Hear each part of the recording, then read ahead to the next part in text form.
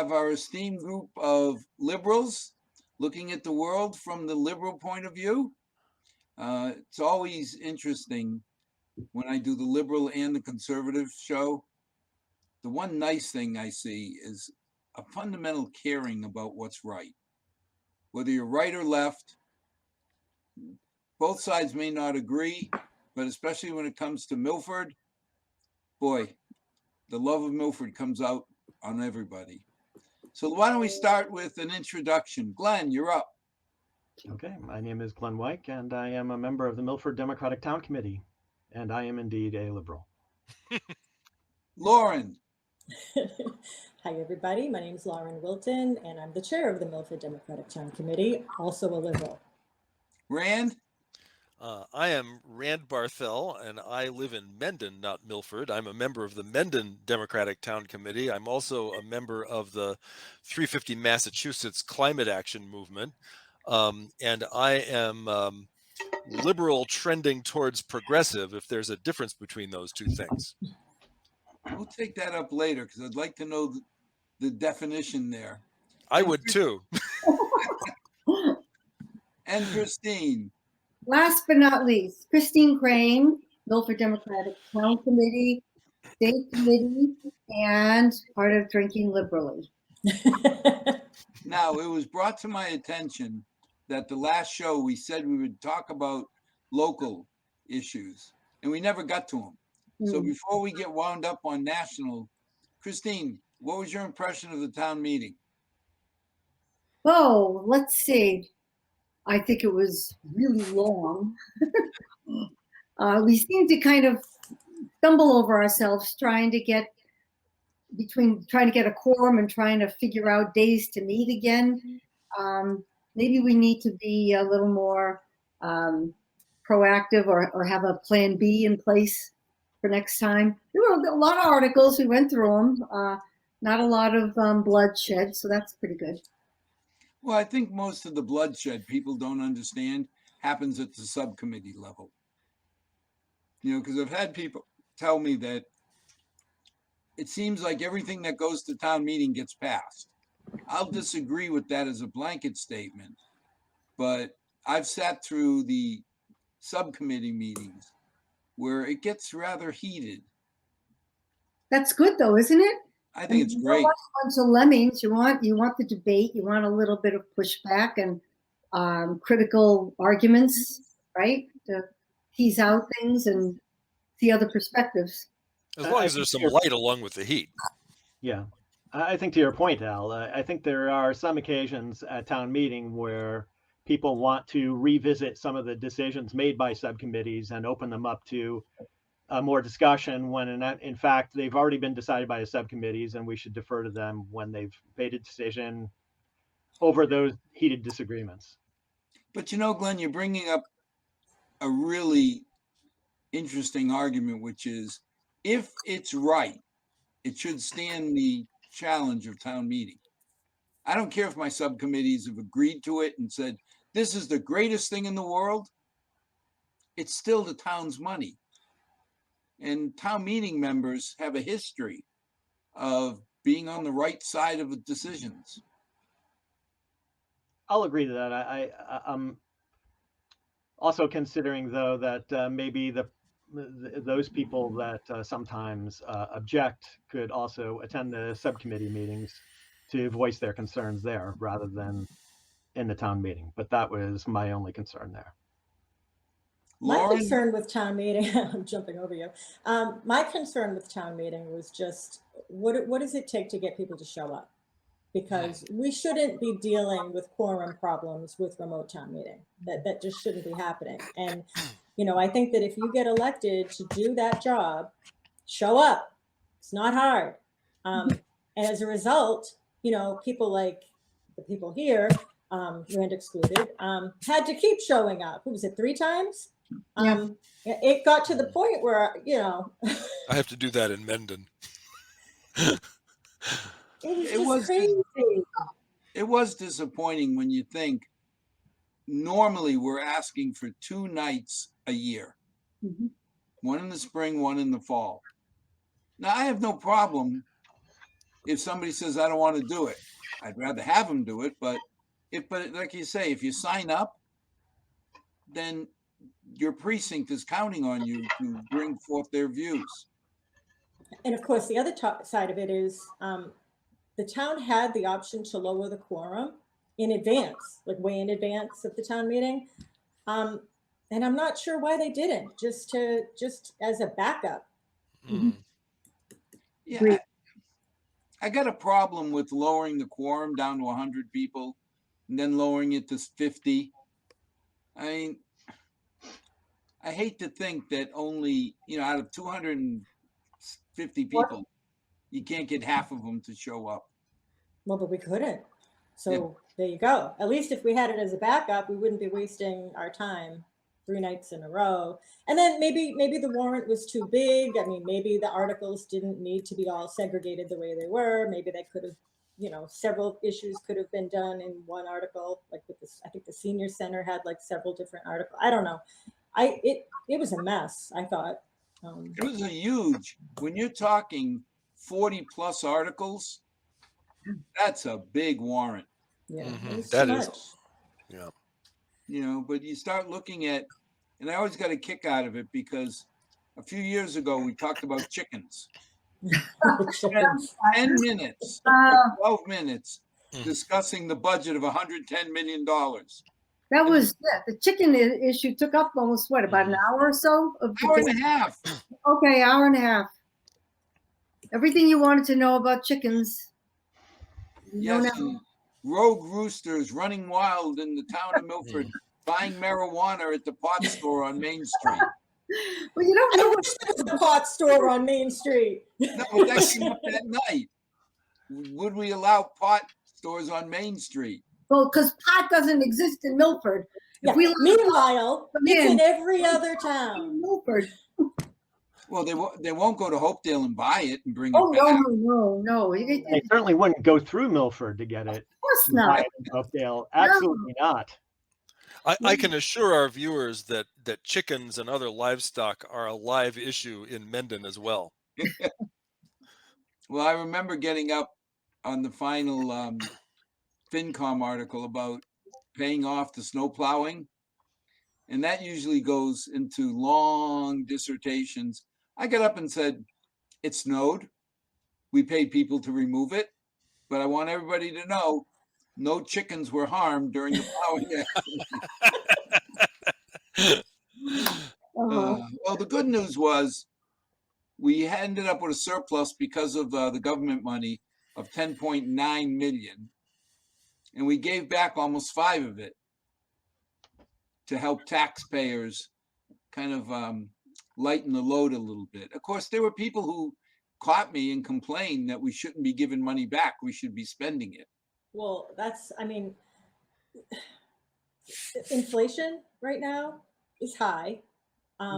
And that's not as much as people want to blame Biden. That has to do with supply chain, which goes back to the pandemic, which preceded Biden. So let's just forget about that. But I think that there's a lot of senior citizens that are struggling right now because they're on a fixed income. And, I think what Social Security had a little raise, but I don't think it was enough. So I think it's important to give back if we have a surplus. Why would we not? It's not like you said, it's not like we're lacking anything. The projects that we're involved in that we want to see improvements. I mean, a lot of that's free money. Yeah, we funded everything we wanted. So The only other- I'm sorry. People that complain, and that doesn't represent the majority, because the people that have an issue, they're the ones that are going to speak up. People that are happy are not going to say anything because you only hear about the negative a lot of times. True. And often a lot of them won't show up at the town meeting either. There you go. Yeah. Maybe the only other thing I would want to do with the money is maybe put it in the rainy day fund. But other than that, I have no problem giving the money back if we don't have specific things to spend the money on. Well, I was comfortable that we gave back almost half the money that was the surplus. We put 25% in stabilization, which is our rainy day fund. And we used 25% so we wouldn't have to bond things like, we had a $5 million pool. We paid for it. So we didn't have to take any bonds out that way. They're So I not was paying pretty interest. happy. Yeah. You know, go ahead, Christine. Speaking of bonds, and I hope I'm not digressing or anything, but what's going on with the water company? We're kind of winding down too, and we have to be finished with the whole purchase process, right? My understanding is we're now down to the nitty gritty of dotting the I's and crossing the T's. Everything's been agreed to. We did have to put another $500,000 away for legal fees and such. But to the best of my knowledge, I won't say it's a done deal, but I don't see any issues coming up. Okay. You know, the 3 commissioners have started to meet, start to plan out, you know, the capital plan and all of the steps we need. So I think it's pretty much a done deal this month.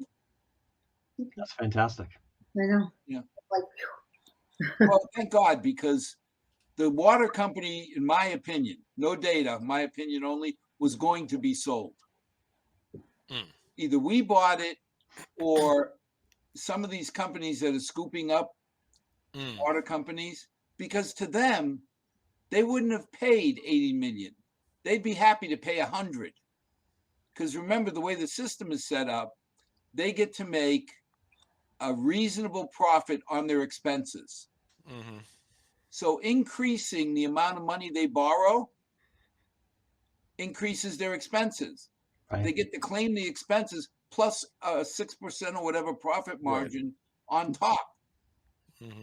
So the town of Milford residents, and I think, you know, 90-some% have town water.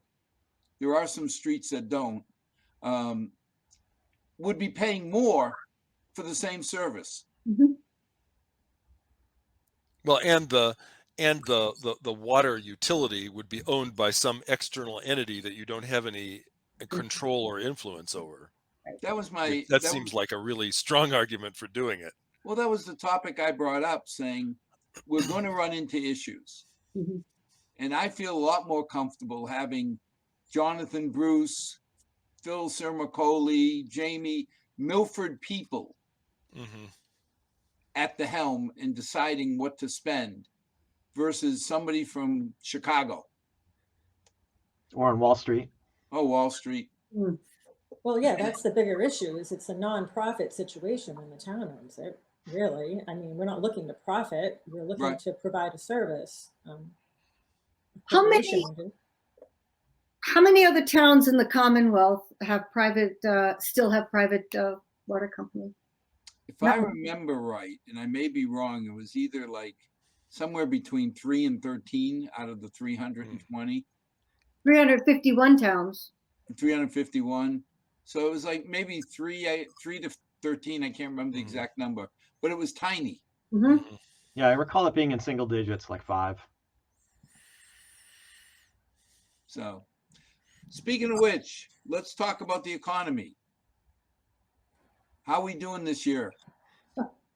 Unemployment is low. That's good. Yeah, but cost of the living has gone up more than the typical rate of inflation, hasn't it? Yeah, I think there's a lot of reasons for that. You know, we had a lot of products stuck at the ports because they didn't have the manpower to get all the products onto shore. You know, it's just a product of coming out of the recession from the pandemic, whether it's over or not, that you know, there was an increase in demand and not enough products to buy. So the inflation is a reflection of the increased demand and the increase in prices because there weren't products to buy.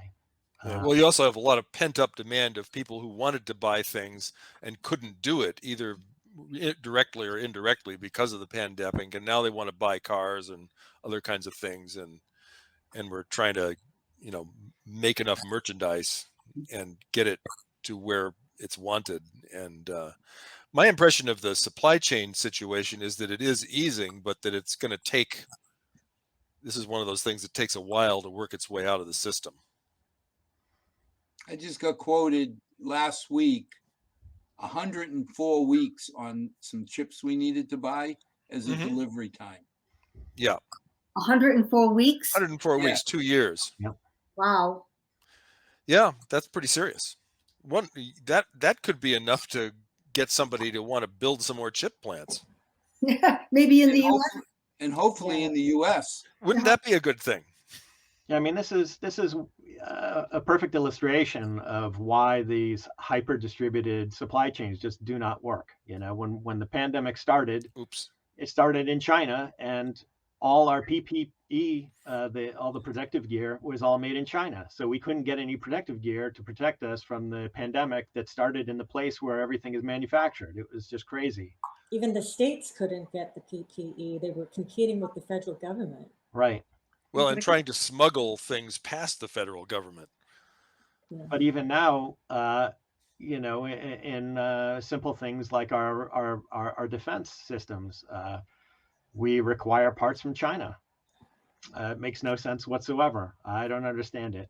I don't know that we have any overseers looking at this and saying this is a security risk or what exactly is going on here. But you know, I think it's pretty fair to say that the people of the United States did not make this decision, and so in order to get us back to a more sane supply chain where we're manufacturing things again and maybe importing things as we need to, more fringe things that aren't central to our economy. There's going to be a little bit of pain involved, and somebody has to make that happen. So, yeah, but aren't you hearing about more companies considering manufacturing in the U.S. because of it? I would hope so. I mean, I would hope so too, but I think the incentive structures are still such that outsourcing jobs and outsourcing plants are still the tax structures and whatnot are still in place to make that more profitable than moving the jobs back here. I know Biden is pretty much the first, you know, and let's say one thing about Biden's history. He has been one of the people who was in favor of this architecture. He did not. He was pro free trade for a very long time, as were a lot of Democrats. Not the majority of Democrats, I might say, but some. And so he is the first to take a look at changing that. But there's certainly a lot to undo in order for us to have a real manufacturing base like we, you know, maybe not like what we used to have, you know, 40 years ago, but maybe something that makes more sense for our current economy. But wasn't he more in favor of fair, free trade? You know, you can't allow one side to totally manipulate the system and call it fair trade. Isn't that called a monopoly? Well, I think that's one of the things you can call it. Yeah, I think trade. If you engage in something called free trade, essentially free trade is where you open up your markets to outside investors and corporations to ship goods to you. But the idea when you do that is that it would be reciprocated. But China has never made any. You know, they said, oh yeah, maybe someday in the future we'll open our markets to you, but the fact is that they never really fully committed to it, and they still haven't done it. And this has been going on for over 30 years. So the fact is that it makes no sense for us to continue in these kinds of trade agreements where we've opened up our markets to predation from outside, and we haven't reciprocated with any kind of tariffs or anything else to stem the flow of products from outside, or done anything to increase our manufacturing base here, so we have products to compete with those coming from outside. So, and now we have our military dependent on electronics that come from one of our potential adversaries. Right. And so, you know, it's irony. There's an irony here that one of the original meanings of the word liberal had to do back in the early 19th century, late 18th, early 19th century, with freeing trade and industry from mercantile and sort of government management practices such as were practiced by Britain's royal government and the ruling um, royal governments of other European countries. And so here we are, a bunch of people who call ourselves liberal, who now think that, yeah, we should have markets and we should have trade and an economy, but there should be some somewhat national limits on it. Rand, you're not saying that China would stop supplying us with military equipment if we went to war. I am suggesting that they would do what is in their interest, and their interest is complicated because while they want to be in a strong position, they also are in a position of being dependent on us to provide a market for their stuff. And so we have a very strange codependent relationship with them. And what is in their interest changes a lot once there are bullets flying. That's for sure. I'll say, though, that since they're an authoritarian government and they don't have to worry about elections, they don't have to worry about short-term pain that they would inflict on their own people with basically cutting off goods to the United States. They could ride that out and watch the government of the U.S. fall while. Well, they have a history of starving their own people, so. Right. But, so I think the incentives are quite different in the two countries. Yes. and not for nothing, China is investing in their infrastructure. We can't get our elected representatives to agree to fund our infrastructure. Right. And that's insane, roads, bridges. Why is that something to argue about? It's crazy to me. But Lauren, haven't we just passed $1 trillion bill to do that? Well, show me the money.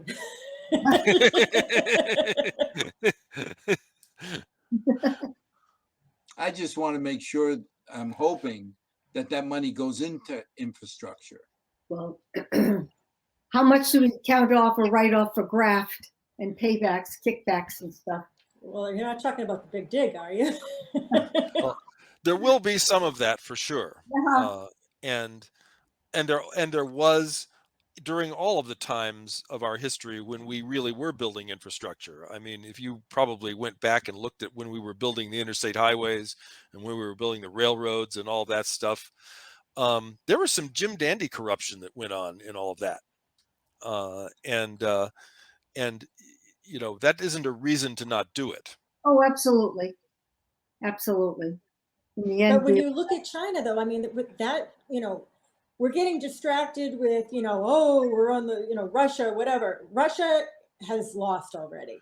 China is the one that we should be worried about, and they're investing in their own infrastructure, and we're struggling to get there. And that's all I'm saying. Like, we should be united on that one issue, conservative, liberal, because it helps everybody.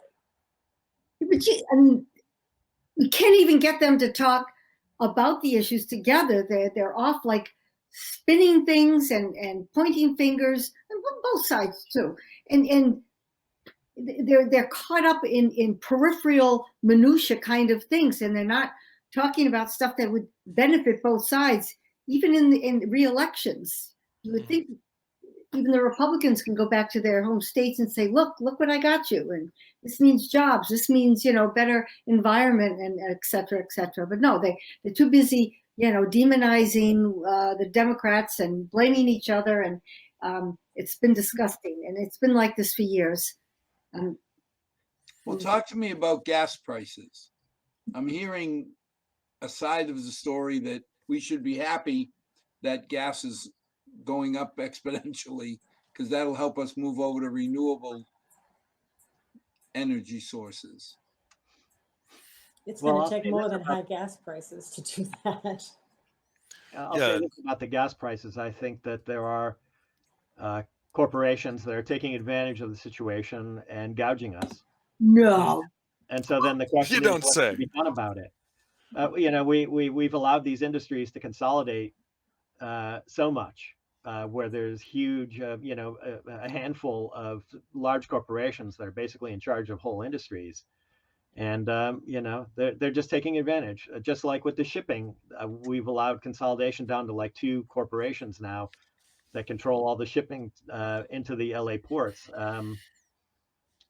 So we need somebody to actually start breaking these corporations up so that we have fairer marketplaces and competition, and they can't just manipulate prices like this. So You mean maybe to tell me? something like an antitrust law, Oh, huh? yeah. Right? Wouldn't that Like be maybe- good? maybe- Didn't we have one of those? Maybe a government that regulates corporations instead of the other way around. That, you know, that would prevent collusion and that kind of thing. Price gouging. I wonder, where would we go for something like that? Mm. Unfortunately, we do have a lot of those things on the books. They just haven't been enforced for a couple of generations now, You're kidding. since Reagan. Personnel is policy. And so the inertia to get that going again is very high, especially because now these big corporations are huge campaign contributors. Even our healthcare is consolidating. Think of all the hospitals, and look what happened like at St. Vincent's. Tenet, a Texas company, owns hospitals out here. You know? If that's for me, tell them I'm busy. No, it's my darling bride. I should have unplugged the phone. It would only ring downstairs. I thought you were going to tell us it was the president. The president of what? I think the bottom line with the gas prices, aside from some kind of collusion to force the prices up, it's a reflection of the economy doing better. That's the other part of it. When the economy does better, the prices go up. That's just the way it is. It's still not as high as it was during the Bush administration when it hit over $4 a gallon. At least around here, it isn't yet. Mm-hmm. But I have to say that I enjoy not having to pay those prices because I drive an electric car. Yeah. Which is powered by solar panels that I own. Are they going to make it more easier for people to have an electric car? Well, though? yeah, and Because there are bills in the legislature that my group 350 Mass is promoting along with a coalition that would do just that. Make it easier for people of more modest means to be able to trade in gas-powered vehicles for electric ones sooner. Are you talking about the state level or national? At the state level, yeah. Yeah, Rand, because I get worried when, like, I just went out to Penn State. Mm-hmm. I don't know how many electric charging stations there are, but if a lot more than there used to be. Well, yeah, but if you're going to get me interested in switching over to electric, I can't have to spend half an hour trying to find one or 2 hours trying to charge. And plus, how much does it cost to have a power station installed in your house? Like, how does that work? Okay, well, I'll tell you about it. A charging station basically needs a circuit, a 240 volt, 40 amp circuit, like what you would drive an electric dryer from. That's got to be installed probably in a garage or within reach of where you're going to park the car.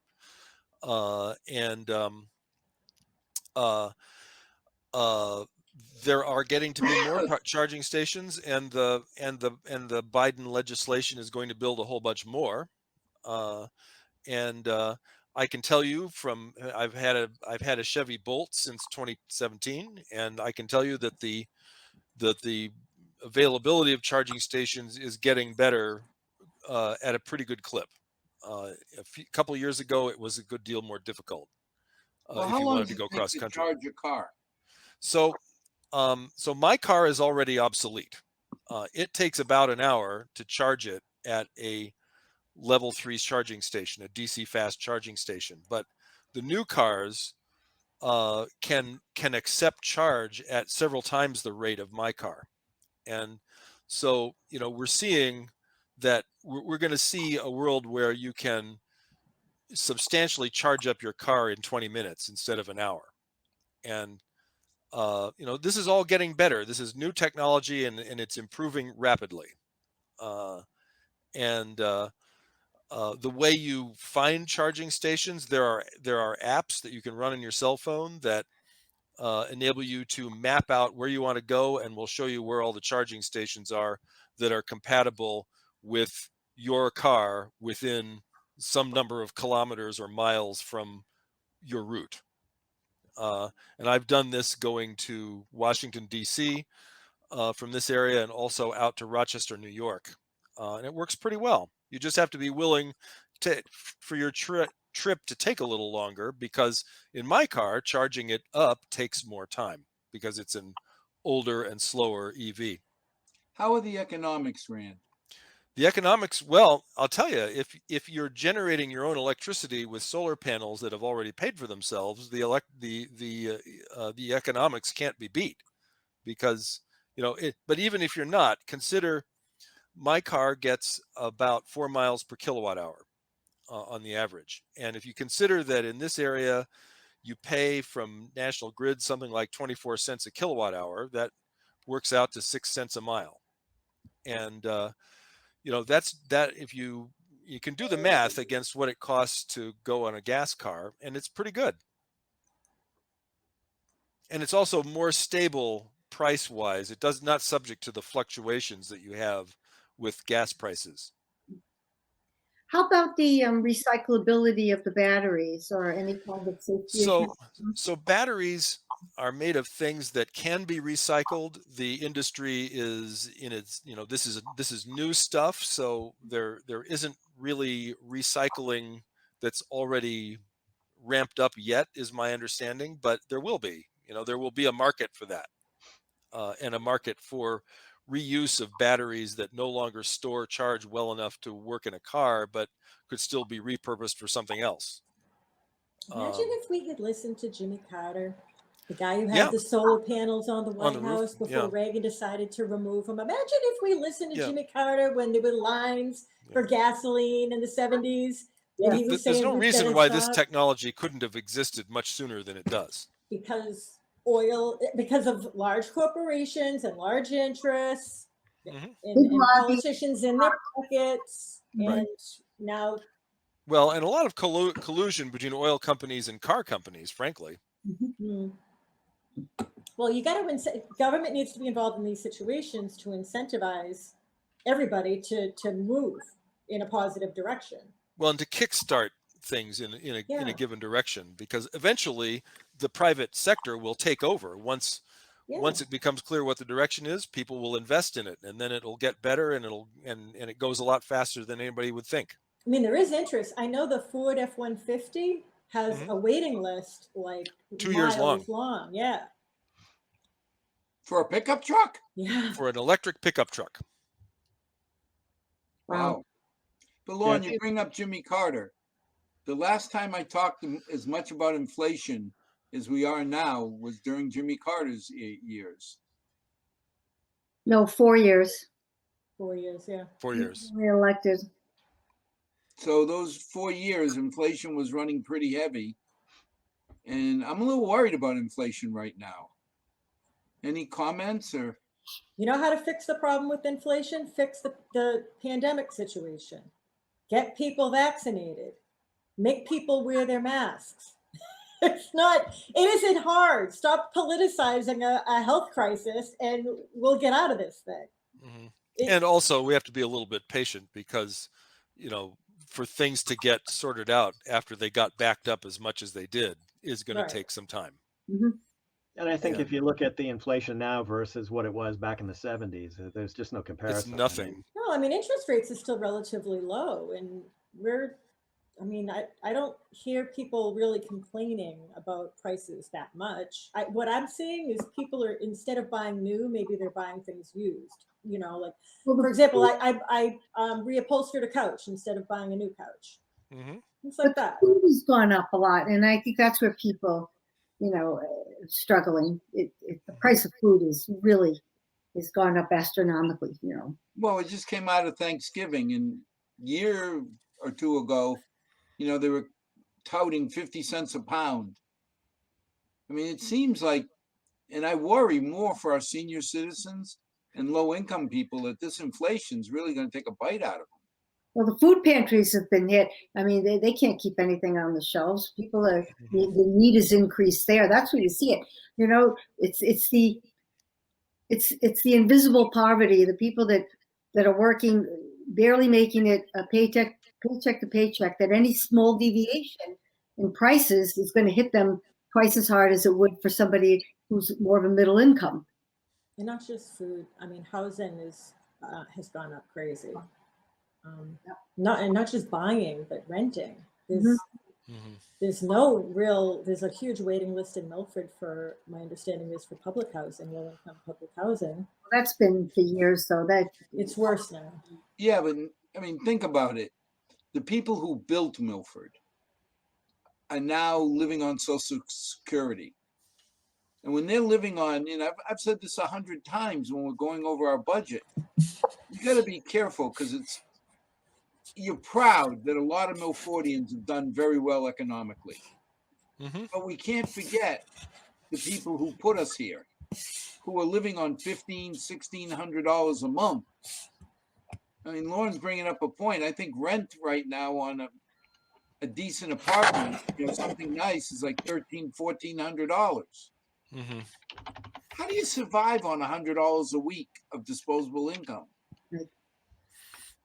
Well, you move in with somebody. Said, with the food prices going up. Well, no, I mean, elderly people don't have a lot of options. And, I personally know people that had to move out of Milford because they couldn't afford to rent here. And that's not right. I mean, No, and I think it hits hard.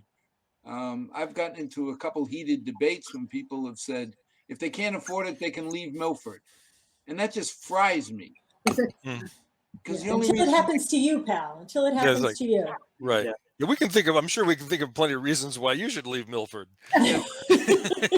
But I mean, the reason we're here, the reason we have the town we have, are all these people who gave their blood and sweat to building Milford. Worked all those years, and I'll be danged if I'll support anything that chases somebody like that out of town. So they have given a good cost of living increase from Social Security, so that'll at least cover a bunch of the inflation that we're seeing. But Glenn, wasn't it like 3% or 3.5%? It's no, not. it's 5.9%. The other thing is that's better. Yeah. The other thing is that the Medicare premium has gone up because apparently largely connected to an Alzheimer's drug that, from what I hear, doesn't really work. Yeah. But costs like the devil. And so, that causes me to wonder exactly how that drug got improved and who approved it and what were the influences on them, et cetera, et cetera. Well, that one seemed like there was a lot of influence on the FDA panel. And that's what I'm talking about.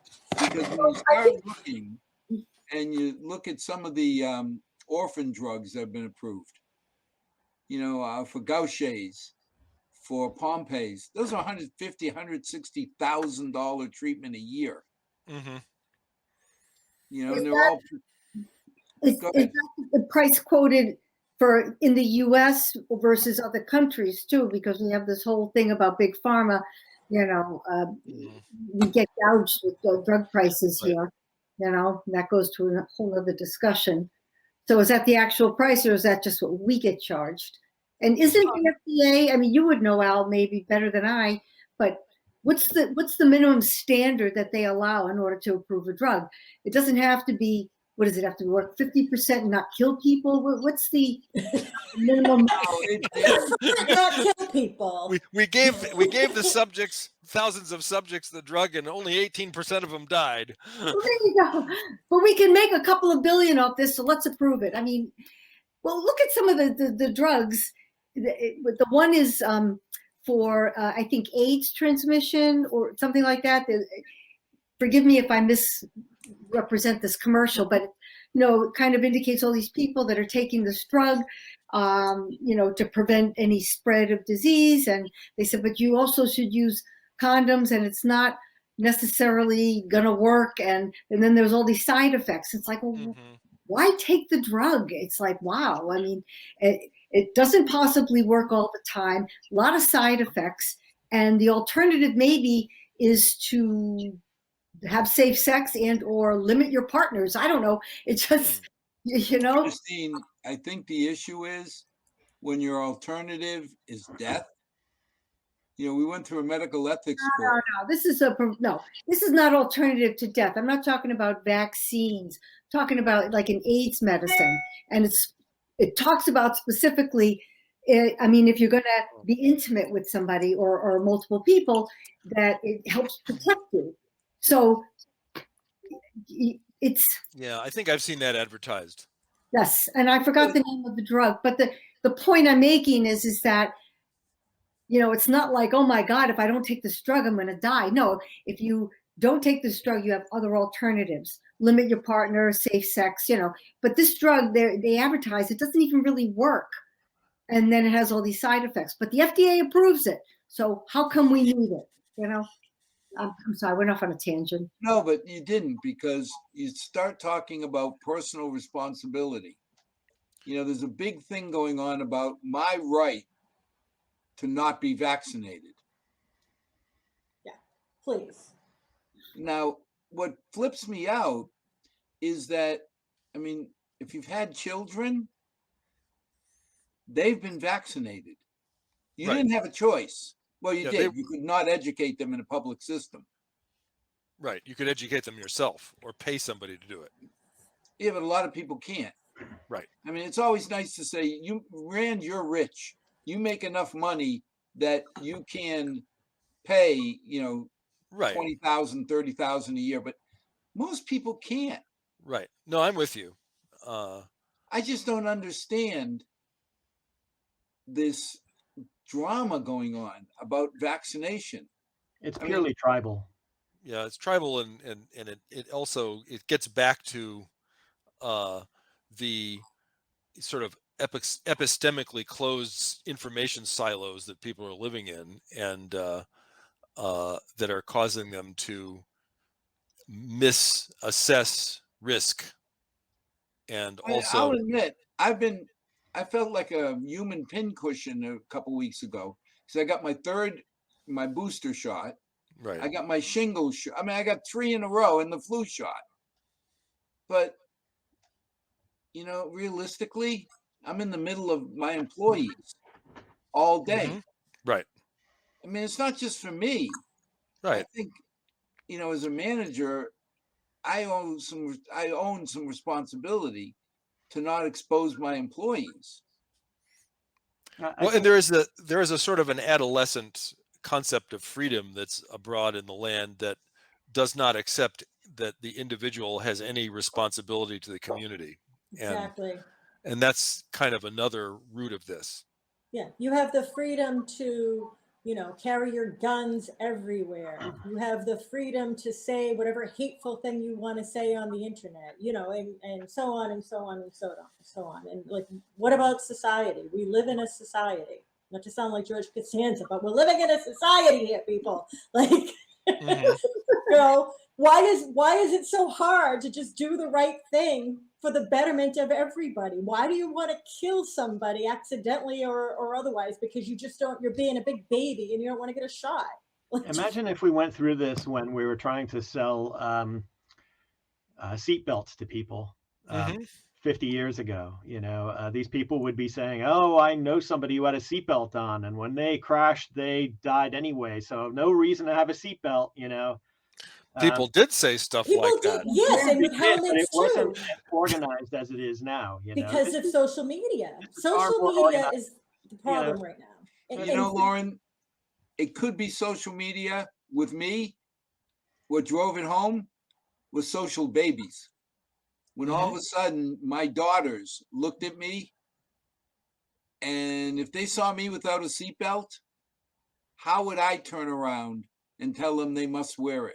It was just common sense. I just don't get what the big deal is about being vaccinated when I've vaccinated my kids. I think there's a political calculation behind it too. I think the right has wanted to make sure that the economy is as bad as possible, so that it would reflect badly on Biden. And one of the ways to do that is to make sure the pandemic continues. They spent the entirety of the Trump presidency ignoring the fact that there was a pandemic. Trump himself got sick, but that didn't stop him from saying everybody should get back to work. no mask mandates, no vaccines, no nothing. He just Ignore the Showed up on growing the mountain of debate bodies stage in the car. knowing he was sick. yeah, So, and if we're, so now they're doing the same thing, but in the contrary way, where they're trying to make sure that it disrupts things as much as possible and drags things on as long as possible, so that people will get pandemic fatigue and blame Biden for it. I think that's really what's going on here. And if you look at the infection rates, I know we talked either the last time or the time before about where these infections were coming from. But if you look at who's getting infected, people in Trump winning districts are 6 times more likely to be infected and end up in the hospital. So we know what the deal is here. It's partly ideology and partly a political calculation. And I think the people in charge of the Republican Party have made a calculation that they can sacrifice a certain number of people, of their supporters, to make the economy worse, and on the other end, use voter suppression and heavy gerrymandering to overcome the loss of voters. That's really what it's about, in my opinion. I Well, agree with that. So just so I understand, the people who don't want to get vaccinated are pushing back saying, my body, my choice, right? And my choice is carrying guns, right? That's their right. And they don't want anyone to tell them that they can't.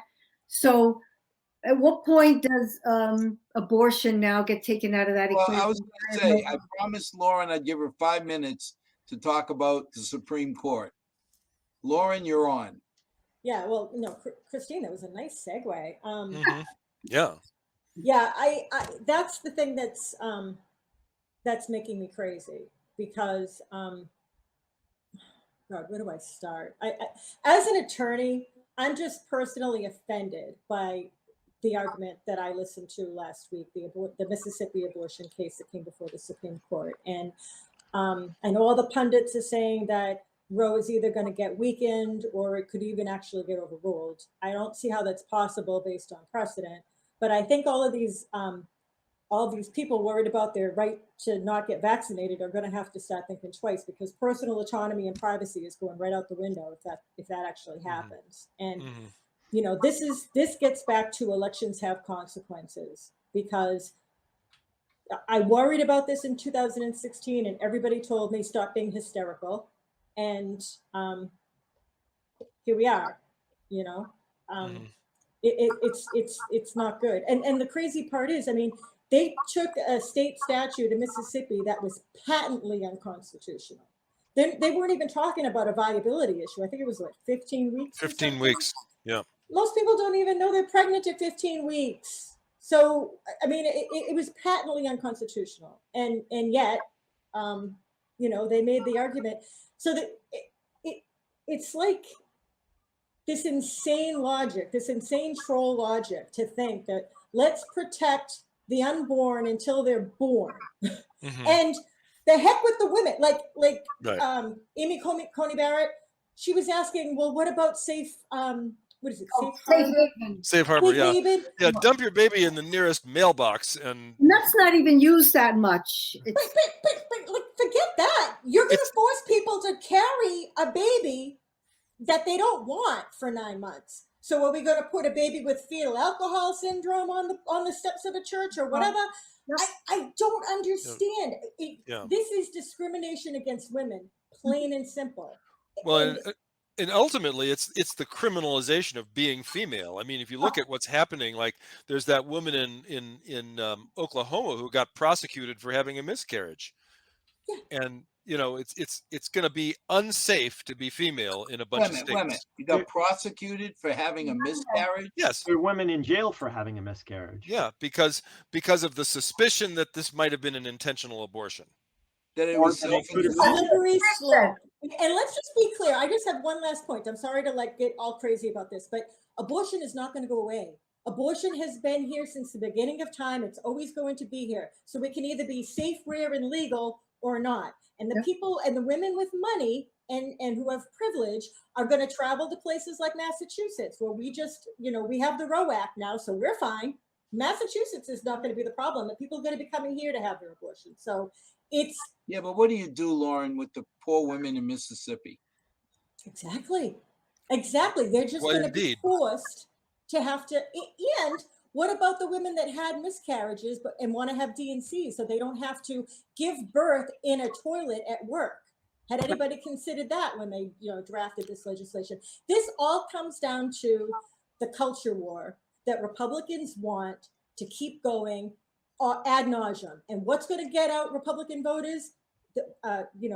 Far, religious people who just think abortion is a sin, and they can't think that maybe other people have different situations, different religions, different lives, that maybe they don't want to do the same thing that you're going to do, or that you find like appalling or whatever. Okay. Yeah. I gotta So there's Glenn, one more thing. Second emotion on all that. I gave The specific precedent they're attacking with this abortion case is also the underpinning for the gay marriage issue. Oh, So if yeah. they And take this contraceptive, one too. out, gay marriage will also be in question. And Wait a minute, contraception, what does one have to do with the other? I'm Privacy. confused. privacy. It has to do with, all right. The far right originalists think that if it isn't written in the Constitution, then it doesn't exist. Okay.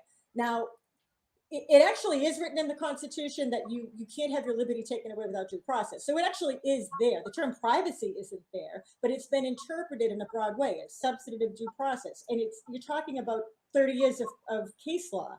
And you're right, Obergefell, the gay marriage case.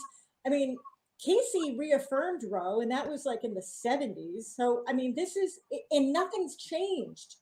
Because like I said, it wasn't even a viability issue. Nothing has changed. So But the Lauren, only thing that changed is the people on the court. what does being gay have to do with abortion? Because your right to the right to marry a same-sex partner is your right to live your life in a free way. It's your liberty, right? So it's the same idea.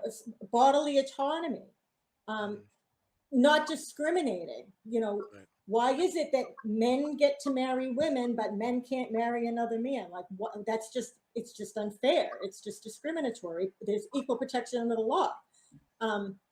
All of that stuff is based on the concepts that were developed back when Roe was developed. But It should I also be guess said. I'm at the point of my age saying, who cares? If you want to marry a woman, Lauren, or Glenn wants to marry a guy, it doesn't affect me. Right. So why should I care? Well, I suspect everybody here has had that fundamental realization. Mhm. But it should also be said that the same privacy reasoning goes back also to the Griswold case, which is what guarantees that we have the right to contraception. And the people behind this law, this new law, they're gunning for that too. That's going to be one of their next targets. So are they going to give up their They Viagra? won't be satisfied. These people want to repeal the whole 20th century. Exactly. true. And really, it's all about just keeping us fighting amongst ourselves. And meanwhile, the 1% are taking off with everything. I read an article in Axio today that says 1% own 11% of the world's wealth. Right. So we're just pawns in a money game here, and Yeah. people need to wake up. They're appealing to people's sense of religion and morality, and that's what Obama meant when he said that people were clinging to their guns. You know what I mean? It's in the religion. They're What's good for becoming me is so not necessarily good for you. and myopic in their thinking, and they're not seeing the big picture. And so Lauren's on the mark with that, fighting amongst ourselves, looking through that narrow lens about it's got to be this way or no way. And there's no such thing as diversity in the world. So, well, and meanwhile, the campaign to reduce democracy to a kind of a bunch of motions we go through that don't have any substance continues, with all of these laws being passed to either extreme gerrymander or allow partisan Republican officials to control how votes get cast and counted. And they have explored the weaknesses of our system in the 2020 election and in January 6th and everything that led up to it. We have about 3 years to get ready for what's going to happen in 2024. But Because Rand, look where we live. Yeah. I mean, we live in a banana district. Isn't that Yes. gerrymandering it? It the is. other way?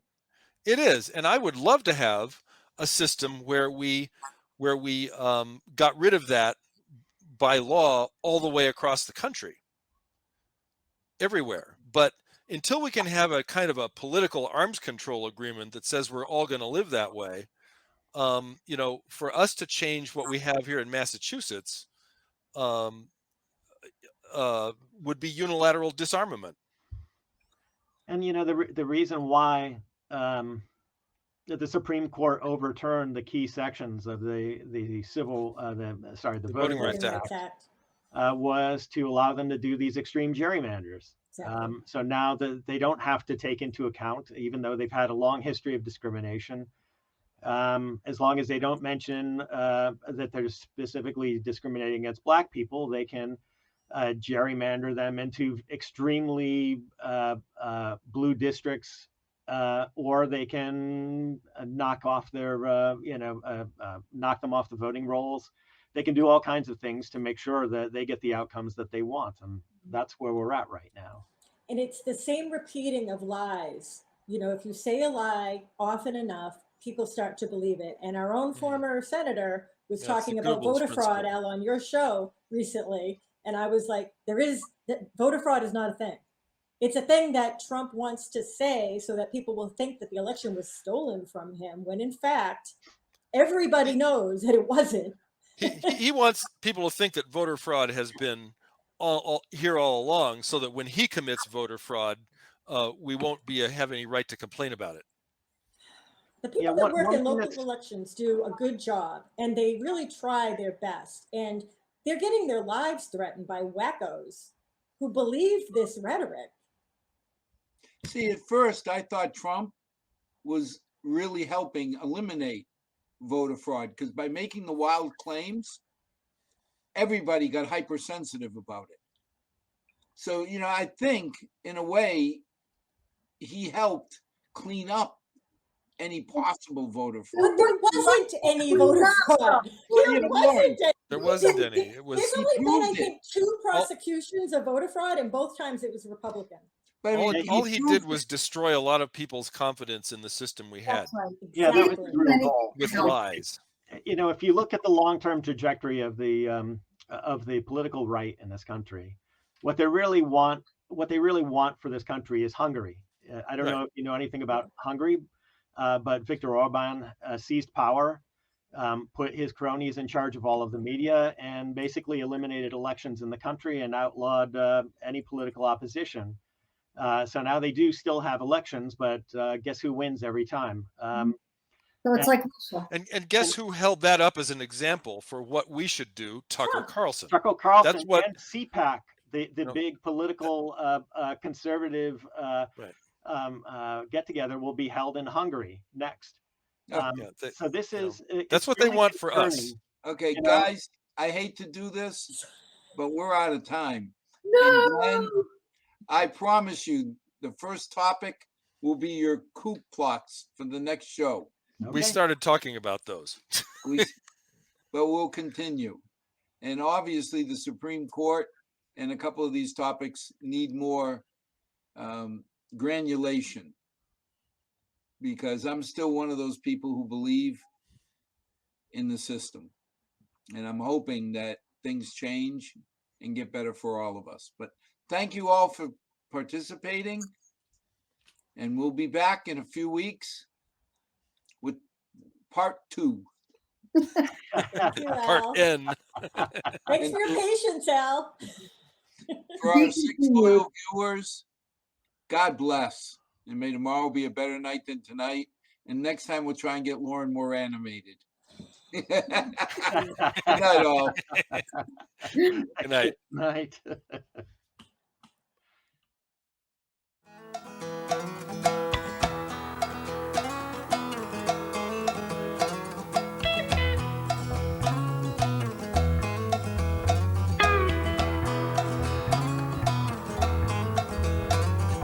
Not too long since I've been home.